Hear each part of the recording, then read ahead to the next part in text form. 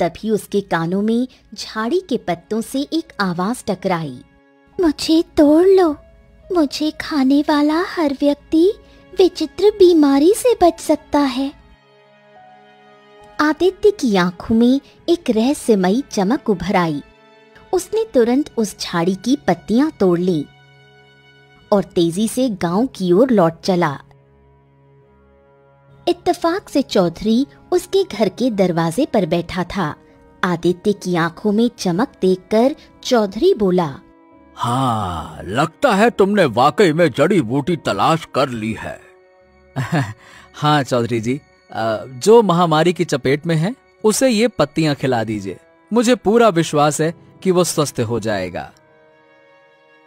चौधरी जड़ी बूटियों को लेकर तुरंत गांव की ओर चला गया। दिन बीतते गए। कुछ दिन बाद चौधरी आदित्य के घर पर आ पहुंचा। आदित्य, अरे भाई रतन। रतन, गांव में जो महामारी फैली थी अब वो खत्म होने की कगार पर है और ये सब केवल तुम्हारे बेटे आदित्य की वजह से हुआ है। ये सुनकर रतन और बिंदिया के चेहरे पर गर्व और खुशी की लहर दौड़ गई। हाँ, अरे मेरी बहुत दूर की रिश्तेदार में एक मौसी है, उनकी पुत्री की शादी है। मैं और लाली कुछ दिनों के लिए वहां जा रहे हैं। हम जल्द ही लौट आएंगे। उसके बाद हम गांव में आदित्य को सम्मानित करेंगे। हाँ। चलो भाई, राम राम। इतना कहकर चौधरी वहां से चला गया। इधर दूसरी ओर जंगल में आदित्य अकेला बैठा था। तभी एक दर्द भरी स्त्री की आवाज उसके कानों में गूंजी। बचाओ, कोई है, बचाओ। आदित्य चौंककर इधर उधर देखने लगा। उसकी नजर एक पेड़ के नीचे पड़ी हुई एक वृद्ध स्त्री पर पड़ी जो दर्द में कराह रही थी। हाँ, अरे कौन हो तुम, और क्या हुआ है तुम्हें? मैं जंगल में लकड़ियां काटने आई थी। अचानक मेरे पैर में मोच आ गई और मुझसे उठा नहीं जा रहा। मेरा पैर बहुत दर्द कर रहा है। चिंता मत करो, मैं अभी तुम्हारे पैर की मोच को सही कर देता हूँ। रुको रुको रुको। इतना कहकर आदित्य ने एक पेड़ का पत्ता तोड़ लिया और उसे पीसकर उस बूढ़ी औरत के पैर पर जैसे ही लगाया, वो उठकर खड़ी हो गई। तुमने तो चमत्कार कर दिया। मेरे पैर की मोच इतनी जल्दी सही हो गई। बूढ़ी औरत ने इतना कहा ही था कि तभी अचानक झाड़ियों से एक भयंकर शेर निकलकर आदित्य पर झपट पड़ा। आदित्य ने बिना समय गंवाए बिजली सी फुर्ती से शेर से अपने बचाव के लिए उस पर वार कर दिया। आदित्य के हाथ जख्मी हो गए और खून बहने लगा, मगर शेर अचानक बुरी तरह डर गया और भाग गया। मगर अगले ही पल रंग बिरंगी किरणों से आदित्य के हाथ का जख्म सही हो गया। ये कैसे हो सकता है? मेरा जख्म खुद ब खुद कैसे भर गया? बूढ़ी औरत ये देखकर बुरी तरह से डरती हुई बोली, ये कैसे हो सकता है? जख्म अपने आप कैसे ठीक हो गया? कौन हो तुम? मैं खुद बहुत ज्यादा हैरान हूँ कि मेरा जख्म अपने आप कैसे सही हो गया। तुम कोई इंसान नहीं हो सकते। इंसान के जख्म अचानक से सही नहीं हुआ करते। तुम जरूर कोई मायावी इंसान हो। नहीं, मैं तो एक साधारण लकड़हारे का पुत्र हूँ और एक आम इंसान हूँ। नहीं, मैं नहीं मान सकती। अगर तुम्हारे पिता वास्तव में एक लकड़हारे हैं तो तुम उनके पुत्र नहीं हो सकते।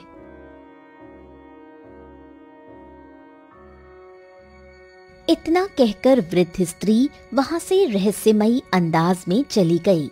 आदित्य वहीं खड़ा रह गया। उस दिन आदित्य को पहली बार ये एहसास हुआ कि वो कोई साधारण युवक नहीं है। कोई रहस्य था जो उसके खून में बहता था।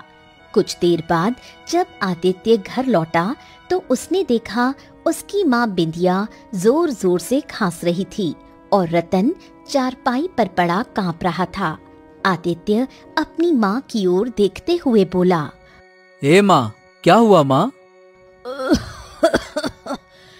बेटा, बहुत तेज खांसी हो रही है। मगर आदित्य के मन में कई सवाल थे। वो सीधे अपने पिता रतन के पास जाकर बोला, पिताजी बताइए ना, मैं कौन हूँ? रतन ये सुनकर चौंक गया। उसका चेहरा सफेद पड़ गया। अब ये क्या कह रहे हो बेटा? तुम हमारे बेटे हो।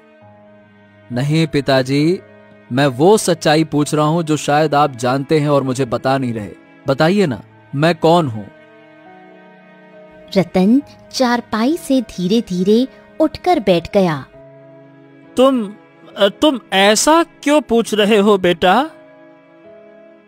आदित्य ने जंगल की पूरी घटना विस्तार से बताई। वो वृद्ध स्त्री, शेर, जख्म और हाथ का चमत्कार।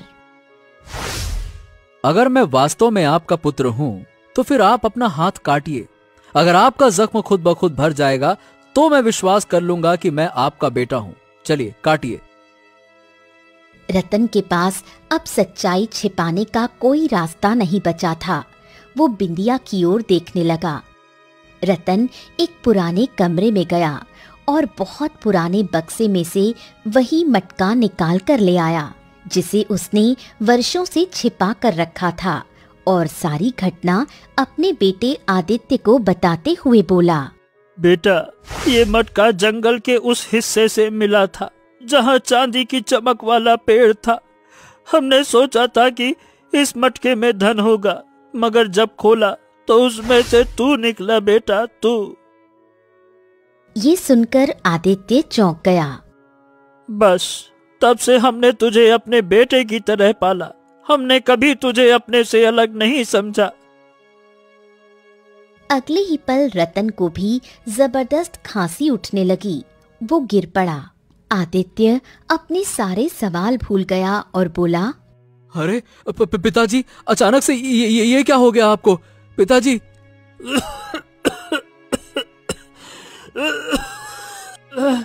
बेटा, लगता है कि हम भी महामारी की चपेट में आ चुका हूँ।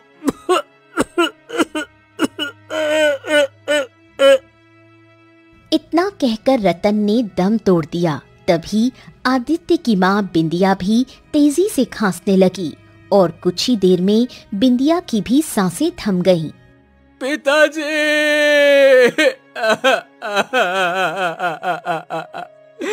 आप मुझे छोड़कर नहीं जा सकते।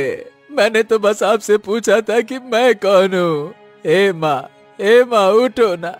देखो, मैं वादा करता हूँ मैं कभी सवाल नहीं पूछूंगा। भगवान के लिए आंखें खोल दो माँ। मगर बिंदिया और रतन अब किसी भी आवाज का जवाब नहीं दे सकते थे, क्योंकि वो अब इस संसार में नहीं थे।